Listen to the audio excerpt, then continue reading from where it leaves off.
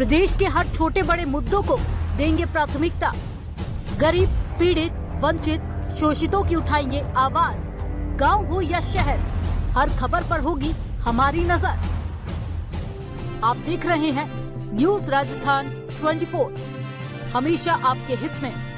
उदयपुर जिले की फलासिया तहसील मुख्यालय के बोरिया में स्थित राजकीय अम्बेडकर बालिका छात्रावास में बुधवार दोपहर में राजस्थान सरकार के जनजाति मंत्री बाबूलाल खराड़ी औचक निरीक्षण कर दिया। अचानक छात्रावास परिसर में मंत्री को देखकर पूरा स्टाफ गमगीन हो गया। हॉस्टल में कक्षा जाकर अंदर कंबल सहित अंदर पड़ा खाने गुणवत्ता देखी, शौचालय की साफ सफाई का निरीक्षण किया। के बाद रसोई घर बन रही रोटी सब्जी की जाँच किए।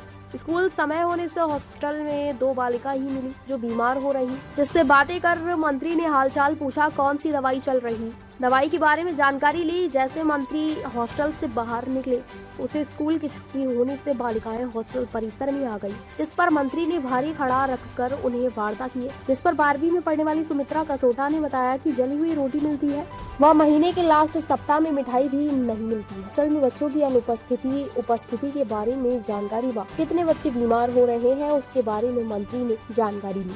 अंत में वह मौजूद सभी छात्राओं को मंत्री ने अपने खुद के मोबाइल नंबर नोट करवाएगा, हर समय मदद की आश्वासन दिया। फलासा का दौरा किया, जनजाति हॉस्टल का दौरा किया, तो क्या कमी में? देखिए, आज हमारे पार्टी का सदस्य अभियान का कार्यक्रम था।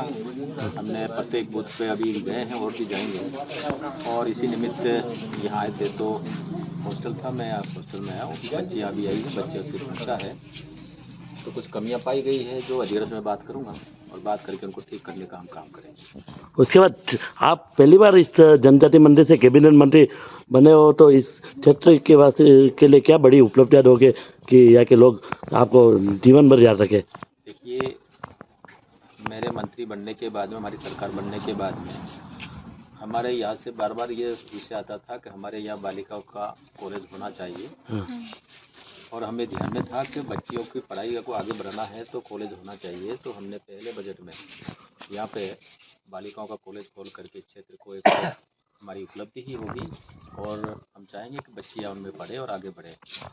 सर, एक अंतिम सवाल, जो नेशनल हाईवे 58 का अधूरा कार्य पड़ा है, वो कब तक पूरा होगा? देखिए, नेशनल 58 का काम 2 जगह पहाड़ गिरने की वजह से वो अधूरा है।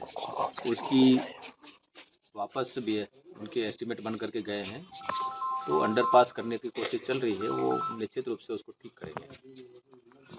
सर, एक भाजपा सरकार बोलती है कि 24 घंटा विद्युत देंगे और शाम के टाइम में विद्युत कट जाती है, गाँववासी बहुत परेशान होते, समझा मेरा? देखिए, ये उनके द्वारा खड्डे हैं जिनको हम भरने का काम कर रहे हैं, क्योंकि उनके समय जिस प्रकार से बिजली की जैसी हालत कर रखी थी, करोड़ों रुपए जो उनके उधार था वो हमने देने का काम किया है। अभी बिजली को हम कैसे ठीक कर सकते हैं उस पर कार्य चल रहा है, और निश्चित रूप से साल भर के बाद में हम सरप्लस में आएंगे बिजली के महीने में, और निश्चित रूप से 24 घंटा हम बिजली देंगे, क्योंकि हमारा प्रयास यही है। क्योंकि अब सोलर से हम बिजली का उत्पादन कर रहे हैं, कई प्लांट लग रहे हैं, लगेंगे तो साल भर उनको लगेगा, और वो जब पूरे होंगे तो निश्चित रूप से हमारी बिजली सरप्लस होगी। और सरकार ने ये भी तय किया कि हर घर बिजली, इस प्रकार का मोदी जी का अभियान है।